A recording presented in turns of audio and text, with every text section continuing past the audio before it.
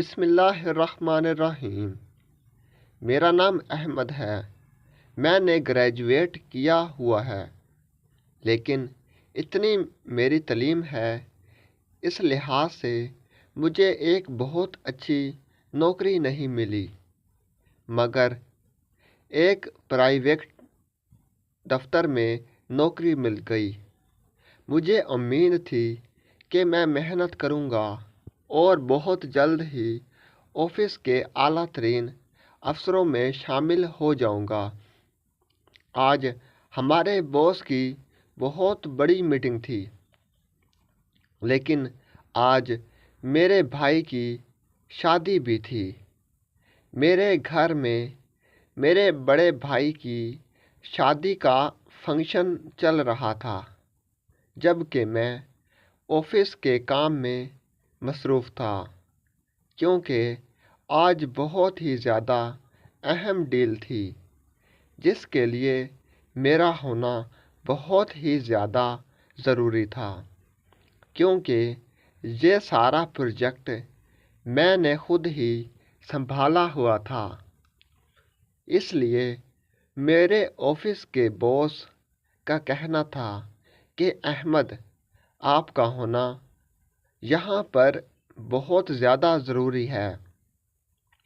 ہم جانتے ہیں کہ آپ کا اس وقت اپنے گھر جانا بھی بہت ضروری ہے، لیکن آپ یہ جانتے ہیں کہ اگر ہمیں یہ ڈیل مل گئی تو ہمیں بہت ہی زیادہ فائدہ ہوگا، اور اس میں آپ کا بھی فائدہ ہے، کیونکہ اس سے آپ کا مستقبل مزید روشن ہو جائے گا اور آپ کو ممکنہ طور پر پروموشن بھی ملے گی اور آپ کی سیلری بھی بڑھا دی جائے گی۔ اپنے باس کی یہ بات سن کر میں بہت زیادہ خوش ہوا۔ میں پچھلے 3 سالوں سے پروموشن کی کوشش کر رہا تھا، لیکن ہر بار کوئی نہ کوئی گڑبڑ ہو جاتی تھی، جس کی وجہ سے میرا پروموشن نہیں ہو پا رہا تھا۔ اس سال میں نے بہت خوب محنت کی تھی، اس لیے میں امید کر رہا تھا کہ مجھے بہت جلد یہ پروموشن دے دی جائے گی، اور باس نے اس پروجیکٹ کا سارا گول مجھے دے دیا تھا، تو میں اب تب سمجھ چکا تھا کہ مجھے اس سال بونس بھی ملے گا، اور اس لیے میں نے اپنے اس پروجیکٹ میں جان توڑ بازی لگا دی تھی۔ میں نہیں چاہتا تھا کہ اس بار کوئی کمی رہ جائے اور میں کسی بھی قسم کی کامیابی حاصل کرنے سے پیچھے رہ جاؤں۔ میں نے دیکھا تھا کہ میرے بعد میں آنے والے لڑکے اور لڑکیاں مجھ سے پہلے ہی پروموشن پا کر مجھ سے سینئر ہو چکے تھے، اور میں وہیں کا وہیں رہ گیا تھا۔ بعض اوقات تو آفس میں میرے اوپر لوگ تبصرے بھی کرتے تھے کہ یہ دیکھو احمد کتنا محنتی ہے، لیکن ابھی تک اس کو پروموشن نہیں ملا۔ کچھ کہتے تھے کہ احمد صاحب میں وہ خوبیاں ہی نہیں، اس لیے اس کی جگہ ہمیں پروموشن دے دیا گیا۔ نیز ہر طرح کی الٹی سیدھی باتیں سن سن کر میرے کان پک چکے تھے۔ اب میں نہیں چاہتا تھا کہ میں ان تمام لوگوں کے سامنے اپنی ایک مستحکم جگہ بنا لوں اور ان لوگوں کو بتا دوں کہ میں کوئی ایسا ویسا انسان نہیں ہوں، بلکہ ایک لمبے عرصے تک میں ان کی باتوں سے بہت زیادہ ذہنی تکلیف میں مبتلا رہا تھا۔ لیکن ہر روز میں ایک نئی امید کے ساتھ اٹھتا اور اپنے آفس جاتا تھا کہ آج کا دن پہلے دن سے بہت بہتر ہوگا۔ شاید یہ میرے حوصلے کا کمال تھا کہ آج میرے باس نے مجھے اپنے آفس کا سب سے بڑا پروجیکٹ بآسانی دے دیا تھا، جبکہ ہمارے آفس کے ڈائریکٹر مینیجر کا کہنا تھا کہ میں اس قابل نہیں ہوں، جبکہ میرے باس نے میری حمایت کی تھی۔ یہی وجہ تھی کہ اس معاملے کی بنا پر ڈائریکٹر میجر مجھ سے خاصا ناراض تھے، لیکن میں نے ان کی اس ناراضگی کی کوئی بھی پرواہ نہ کی اور بہت محنت کے ساتھ میں نے اپنا کام کیا تھا۔ میں ابھی بھی بس اسی پروجیکٹ کے رزلٹ کی فائل تیار کر رہا تھا، اتنے میں بھائی کا فون آیا۔ میں نے یہ سوچا تھا کہ میں شام کے تقریباً 5 بجے تک آفس سے نکل جاؤں گا، لیکن اب اپنے بھائی کی فون کال سننے کے بعد جب میں نے گھڑی پر اپنا وقت دیکھا تو مجھے احساس ہوا کہ واقعی میں بہت لیٹ ہو چکا ہوں۔ اس لیے میں نے جلدی سے اپنا سامان اٹھایا اور فوراً سے پہلے آفس سے نکل گیا۔ اس وقت شام کے تقریباً 7 بج رہے تھے، جبکہ سردیوں کے دن تھے تو اندھیرا بھی بہت زیادہ چھا گیا تھا، رات کا گمان ہونے لگا تھا۔ میں چاہتا تھا کہ بس کسی طرح اللہ تعالیٰ ان دونوں معاملات میں میری عزت رکھ لے، اور میں جلدی سے اپنا سامان اٹھایا اور آفس سے نکل گیا اور اپنی گاڑی میں جا کر اپنے گھر کی طرف روانہ ہو گیا تھا۔ تقریباً 30 منٹ کے بعد جب میں اپنے گھر پہنچا تو میرے گھر کے دروازے کے باہر ہی ڈھول بجانے والے مسلسل ڈھول بجا رہے تھے۔ میں ان کی پرواہ کیے بغیر فوراً کپڑے تبدیل کرنے اپنے کمرے میں چلا گیا۔ جب میں کمرے میں داخل ہوا تو کمرے کا حال ایسے ہوا تھا کہ یہاں جیسے بہت سارے بچے رہتے ہوں۔ ہر چیز الٹ پلٹ تھی۔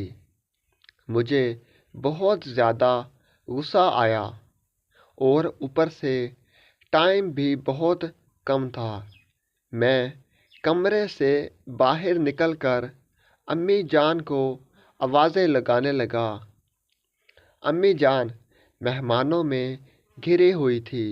وہ اس قدر مصروف تھی کہ میری آواز ہی نہ سن سکی۔ جب کہ میں نے دیکھا کہ میں یوں ہی وقت ضائع کر رہا ہوں تو میں نے امی کو بلانا چھوڑ دیا اور جلدی سے اپنی الماری میں سے اپنے کپڑے لے کر واش روم میں فریش ہونے کے لیے چلا گیا۔ تقریباً 15 منٹ کے بعد جب میں باہر آیا تو زور سے میرا دروازہ بجایا جا رہا تھا، کیونکہ باہر لوگ میرا انتظار کر رہے تھے۔ اپنی مکمل تیاری کرنے کے بعد ہی میں کمرے سے باہر آیا۔ مجھے مکمل تیاری میں دیکھ کر میرے ابا کہنے لگے، اگر تم آج کے دن آفس نہ بھی جاتے تو کیا ہوتا، اور اس طرح ہمارا کتنا وقت بچ جاتا۔ تمہاری وجہ سے زندگی میں پہلی بار ہمیں اتنا لیٹ جانا پڑ رہا ہے۔ تم تھوڑا سا شرمندہ ہو، لیکن تم شرمندہ ہونا تو دور کی بات तुम वैसा दिखाने की भी कोशिश नहीं कर रहे। आखिर तुम कब सुधरोगे? तुम मेरे बाबा ने मुझे देखते ही डांटना शुरू कर दिया। अपने बाबा की बात सुनकर मैं कहने लगा, बाबा जान, आज तो भाई की शादी है, ये गुस्सा थूक दें। और वैसे भी जिंदगी में ऊंच नीच तो चलती रहती है, इसमें इतना बुरा क्या मनाना। आज आपके घर आपके बेटे की शादी है, इसलिए मेहरबानी करके आज मुझे कुछ ना कहें। आज खुशी का दिन है। चलो कोई बात नहीं, अब जल्दी जल्दी से गाड़ियों में बैठता हूँ ताकि हम रवाना हो सके। तकरीबन 2 घंटे की मुसाफत थी। हम मैरिज हॉल के सामने पहुँच चुके थे और लड़की वालों के रास्ता खोलने का इंतज़ार कर रहे थे। मैं यूं ही इधर उधर देख रहा था कि अचानक ही मुझे एक लड़की की आवाज़ सुनाई दी। मैंने पीछे मुड़कर देखा तो वो लड़की मेरी तरफ देख रही थी और वो मुझसे कुछ पूछ रही थी। जब मैंने कान लगा कर सुना तो वो कह रही थी कि मुझे थोड़ा सा रास्ता दीजिए। दरअसल मैं बहुत लेट हो चुकी हूँ। मुझे हाल में बहुत पहले पहुँचना था, लेकिन ट्रैफिक जाम होने की वजह से मैं वक्त पर नहीं पहुँच सकी। क्या आप मेरी थोड़ी सी मदद कर सकते हैं? मैंने जब इस लड़की को देखा तो देखता ही रह गया। वह बहुत ही खूबसूरत थी और फिर इसके बोलने का अंदाज़ मुझे मज़ीद इसका असीर बना गया था। मैं सोचने लगा था कि आखिर अल्लाह ताला ने किस कदर हसीन व जमील चेहरे बनाए हैं। मैं जब मुसलसल उसे देखता ही रहा तो वो लड़की थोड़ी मेरी नज़रों से नाराज़ हो गई और एक बार फिर मुझे बुलाकर कहने लगी, क्या आप मेरी बात सुन रहे हैं? जिस पर मैं होश में आ गया और मुस्कुरा कर कहने लगा, जी जी, मैं आपकी बात सुन रहा हूँ और समझ चुका हूँ, लेकिन आप जानते हैं कि क्योंकि हम लड़के वाले हैं तो फिर मेरे लिए आपको अंदर पहुंचाना थोड़ा सा मुश्किल है, लेकिन मैं आपके लिए रास्ता बनाने की कोशिश करता हूँ। मैंने मुस्कुरा कर कहा, जिस पर भी वो लड़की भी मुस्कुरा दी। मैंने अपनी जेब से मोबाइल फ़ोन निकाला और अपनी भाभी के भाई को कॉल की और कहा कि लगता है कि आपकी कोई बहुत ज़रूरी मेहमान यहाँ रह गई है, लेकिन बारात के रश की वजह से वो अंदर नहीं जा पा रही। इसलिए तुम ऐसा करो कि किसी तरह यहाँ आकर उसे लेकर हॉल के अंदर दाखिल हो जाओ, क्योंकि मुझे इस हॉल के बारे में नहीं पता, इसलिए मैं उसे अंदर नहीं पहुंचा पाया। मेरी बात सुनकर वो कहने लगा, ठीक है, मैं आकर देखता हूँ, तुम बताओ किस तरफ खड़े हो। मैंने उसे बताया कि मैं पार्किंग वाली जगह के पास ही खड़ा हूँ। मेरी ये बात सुनकर वो कहने लगा, मैं बस 1 मिनट में आया। इसकी बात सुनकर मैंने कॉल बंद कर दी। कॉल बंद करने के बाद मैंने इस लड़की की तरफ मुस्कुरा कर देखते हुए कहा, کہ رضا آ رہا ہے۔ آپ فکر مند نہ ہوں، اب آپ اندر جا سکتے ہیں۔ میری یہ بات سن کر وہ لڑکی مسکرائی اور کہنے لگی، آپ کا بہت بہت شکریہ۔ اتنے میں رضا بھی آ گیا اور وہ اس لڑکی کو لے کر ہال میں چلا گیا۔ لڑکی نے جاتے ہوئے ایک دفعہ مجھے پیچھے مڑ کر دیکھا اور پھر فوراً منہ سیدھا کر کے چلی گئی۔ اس کے بعد ایک دو دفعہ میں نے اس لڑکی کو دیکھا، وہ بھی مجھے دیکھ رہی ہوتی تھی۔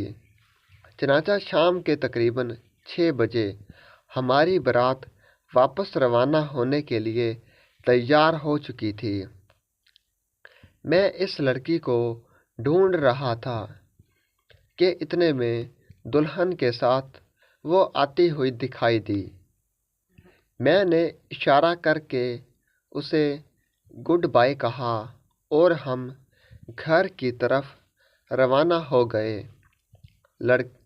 رستے میں مجھے بہت ہی زیادہ ٹینشن ہوئی، کیونکہ میں نے نہ ہی اس کا نام پوچھا تھا اور نہ ہی اس کا نمبر لیا تھا۔ نہ جانے وہ لڑکی مجھے اتنی خوبصورت اور میرے دل میں کیوں سما چکی تھی۔ مجھے سمجھ نہیں آ رہا تھا کہ آفس میں بھی کئی لڑکیاں تھیں اور اس کے علاوہ کالج لائف اور یونیورسٹی میں بھی مجھے کوئی بھی لڑکی پسند نہیں آئی تھی اور نہ ہی کوئی اتنا دل کے قریب ہوئی تھی۔ کئی دن گزر گئے۔ ایک دن میں نے ہمت کر کے اپنی بھابھی سے اس لڑکی کے بارے میں پوچھا تو اس نے بتلایا کہ وہ میری کزن ہے۔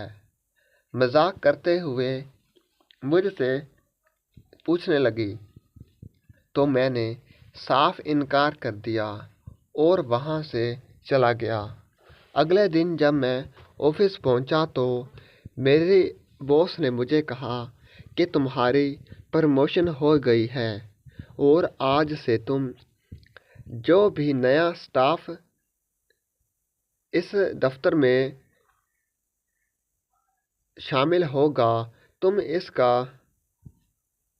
انٹرویو لو گے، اور مجھے ایک لسٹ پکڑا دی۔ میں لسٹ لے کر اپنے آفس روم میں واپس آ گیا اور انٹرویو کے لیے ریڈی ہو گیا۔ اتنے میں ایک لڑکی آئی جو کہ نقاب پوش تھی اور آ کر میرے سامنے بیٹھ گئی۔ مجھے دیکھتے ہی وہ حیران ہو گئی اور پھر مسکرانے لگی، کہنے لگی کہ میں آپ کو جانتی ہوں۔ میں نے کہا کہ کون ہیں آپ؟ تو اس نے اپنے چہرے سے نقاب ہٹایا۔ اس کا چہرہ دیکھتے ہی میں حیران رہ گیا اور بہت خوش ہوا، کیونکہ یہ وہی لڑکی تھی جو مجھے شادی ہال میں ملی تھی۔ میں نے اس لڑکی کی صرف فائل دیکھی اور اسے انٹرویو میں پاس کر دیا۔ وہ بہت ہی تعلیم یافتہ اور ذہین لڑکی تھی۔ اس طرح ہماری دوستی اور محبت کی شروعات ہوئی۔ میرا گھر بتایا تو میری بھابھی نے میری بہت سپورٹ کی اور میری شادی کے لیے سب گھر والے راضی ہو گئے۔ اس کے گھر والے بھی راضی تھے، کیونکہ میں اس لڑکی کا سینئر بھی تھا اور ہم دونوں ایک دوسرے کو پسند بھی کرتے تھے۔ چنانچہ میرے گھر والے اس کے گھر رشتہ لینے کے لیے چلے گئے۔ انہوں نے رشتے کے لیے ہاں کر دی۔ تقریباً 3 ماہ بعد ہماری دھوم دھام سے شادی ہو گئی اور ہم ہنسی خوشی زندگی بسر کر رہے ہیں۔ میری بیوی بہت اچھی ہے۔ میرا بہت خیال رکھتی ہے۔ وہ کہتے ہیں نا کہ انسان کو من پسند شخص مل جائے تو دنیا کی ساری خوشیاں مل جاتی ہیں۔ ویڈیو اچھی لگی تو چینل کو لائک کریں، سبسکرائب کریں، شیئر کریں، گھنٹی کے نشان پر کلک کرنا مت بھولیں تاکہ ہماری ہر ویڈیو آپ کے پاس بآسانی پہنچ سکے اور ہماری حوصلہ افزائی ہو سکے۔ کمنٹ سیکشن میں اپنی رائے کا اظہار ضرور کریں۔ شکریہ۔